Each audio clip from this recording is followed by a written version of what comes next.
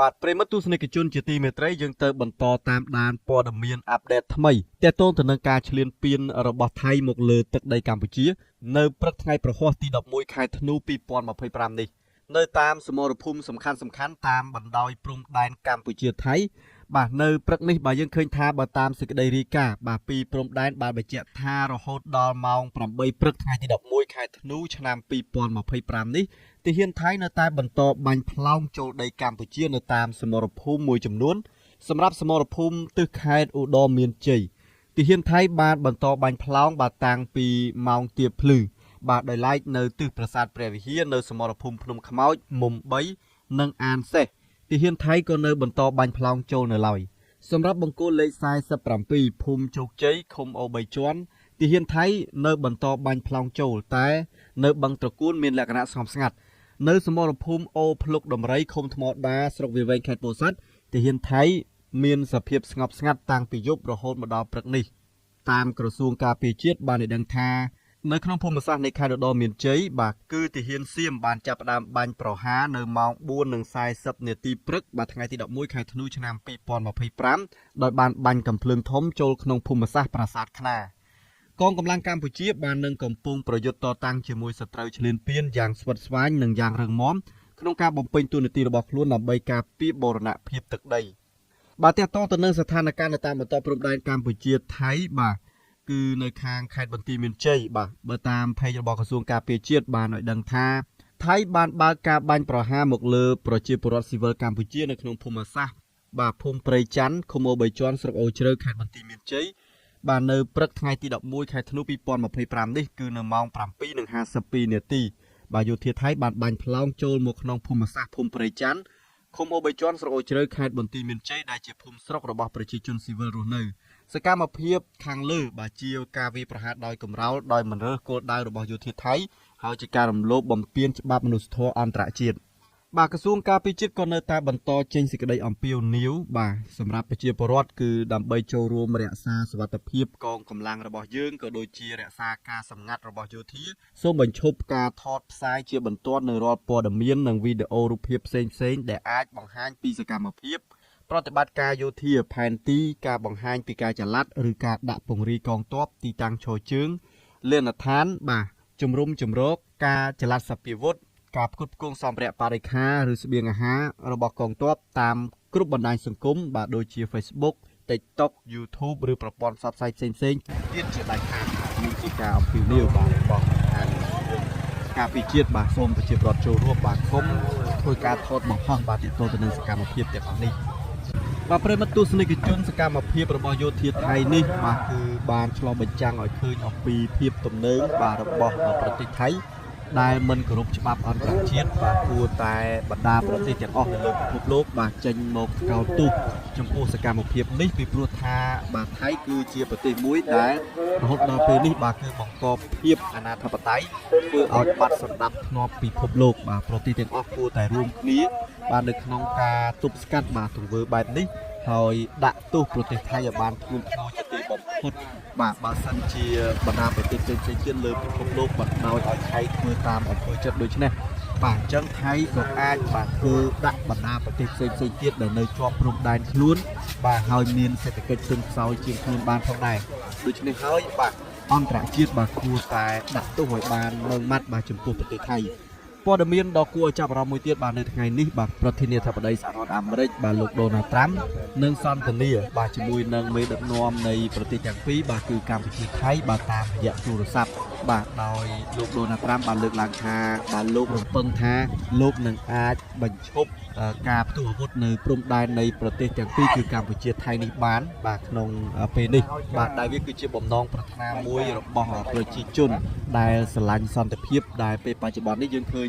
មានប្រជាពលរដ្ឋជាច្រើនបានរត់ភៀសសឹកមកកាន់ជំរំសុវត្ថិភាពហើយសម្រាប់កម្ពុជាយើងបាទទិន្នន័យដែលខ្ញុំទទួលបាននៅថ្ងៃទី10ខែធ្នូ2025បាទមានជនភៀសសឹករាប់សែននាក់បាទដែលបានភៀសសឹកមកពីព្រំដែនក្នុងនោះមានដូចជាខេត្តព្រះវិហារមានជនភៀសសឹកបាទកើនដល់6477គ្រួសារ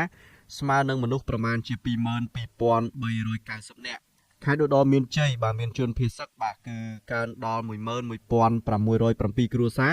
ស្មើនឹងមនុស្សប្រមាណជា 39,945 នាក់សម្រាប់ខេត្តបន្ទាយមានជ័យបាទមានជនភៀសសឹកច្រើនជាងគេប្រិមិត្តគឺមានរហូតដល់ 22,799 គ្រួសារបាទស្មើនឹងមនុស្សប្រមាណជា 84,447 នាក់ហើយកុមារមានរហូតដល់ 24,708 នាក់បាទខេត្តបាត់ដំបងមានជនភៀសសឹកប្រមាណជា 818 គ្រួសារស្មើនឹងមនុស្សប្រមាណជា 3,286 នាក់បាទខេត្តពោធិ៍សាត់មានជនភៀសសឹកបាទកើនដល់ 900 គ្រួសារបាទគឺស្មើនឹងមនុស្សប្រមាណជា 3,221 នាក់ហើយខេត្តកោះកុងមានប្រមាណ 60% បាទគឺនៅឃុំប៉ាក់ខ្លងស្រុកមណ្ឌលសីមានិងក្នុងក្រុងខេមរៈភូមិន្ទមួយចំនួនទៀតបានចាក់ចេញទៅកាន់បាទលំនៅឋានសាច់ញាតិបាទក៏ដូចជាស្រុកខេត្តតាមចិត្តនោះផងដែរប្រិមិត្តនេះគឺជារបាយការណ៍បាទគិតត្រឹមថ្ងៃទី10ខែធ្នូ 2025 ម្សិលមិញនេះបាទដែលយើងឃើញថាខេត្តបន្ទាយមានជ័យគឺមានជនភៀសសឹកច្រើនជាងគេបាទរហូតដល់ 80,000 នាក់បាទដែលខេត្តបន្ទាយមានជ័យបាទគឺជាខេត្តមួយដែលមានប្រជាជនច្រើនគិតត្រឹមឆ្នាំ 2025 នេះខេត្តបន្ទាយមានជ័យមានប្រជាជនបាទជាង 90,000 នាក់ហើយ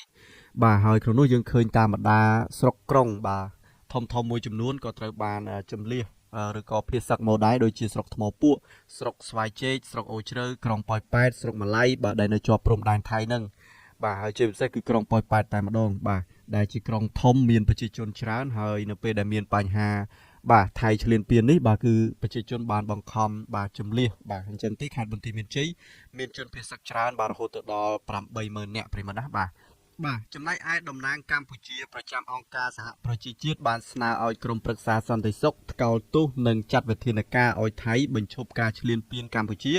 ត្បិតទង្វើថៃពេលនេះជាការបំពានសណ្ដាប់ធ្នាប់អន្តរជាតិនិងអំណាចក្រមប្រឹក្សាសន្តិសុខ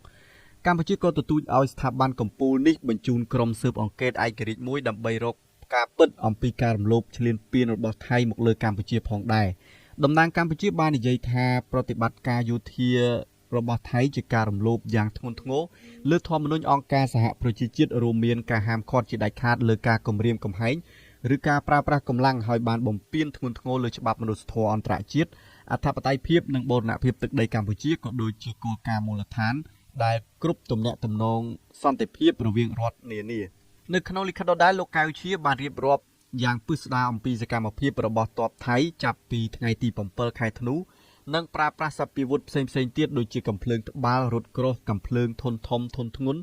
យន្តហោះគ្មានមនុស្សបើកយន្តហោះចម្បាំងនិងផ្សែងពុលប្រឆាំងលើទីតាំងរបស់កម្ពុជានៅតាមបណ្ដោយព្រំដែនក្នុងខេត្តព្រះវិហារឧត្តរមានជ័យបន្ទាយមានជ័យលើពីនេះកងទ័ពសៀមក៏ថែមទាំងបានពង្រីកការវាយប្រហារទៅកាន់តំបន់មិនមែនប្រយុទ្ធនិងតំបន់ស៊ីវិលនៅក្នុងខេត្តបន្ទាយមានជ័យពោធិ៍សាត់និងបាត់ដំបង